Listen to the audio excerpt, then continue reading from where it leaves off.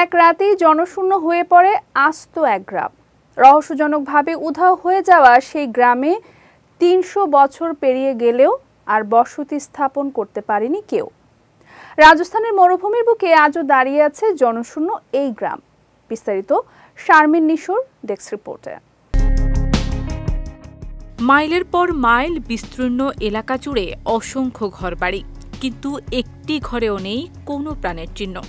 একসময় এখানে ছিল কোলাহল, হাসি, আনন্দ আর মানুষের পদচারণা, কিন্তু এক রাতের ব্যবধানে সবকিছুই থেমে গেছে। পড়ে রয়েছে জনশূন্য এক এলাকা। ভারতের রাজস্থানে রহস্যে ঘেরা এই গ্রাম আজও টিকে আছে সময়ের সাক্ষী হয়ে।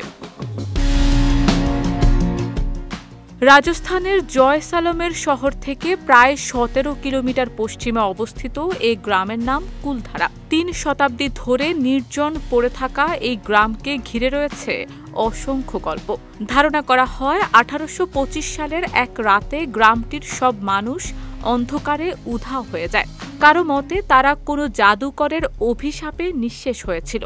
কেউ আবার বলেন স্থানীয় জমিদারের অত্যাচার সহ্য করতে না পেরে সবাই গ্রাম ছেড়ে পালিয়ে যায়।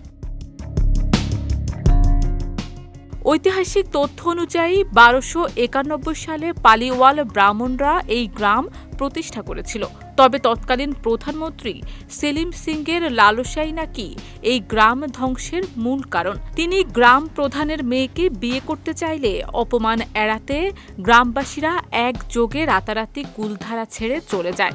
লোকমুখে শোনা যায় চলে যাওয়ার আগে তারা অভিশাপ দিয়ে গিয়েছিল এই গ্রামে যেন আর কেউ কখনো বসবাস করতে না পারে।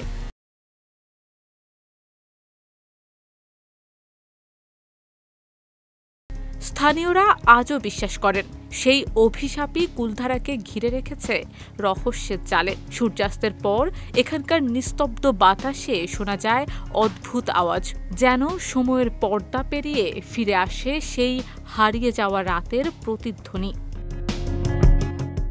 শারমিন নিশু, বিজয় টিভি, নিউজ ডেস্ক।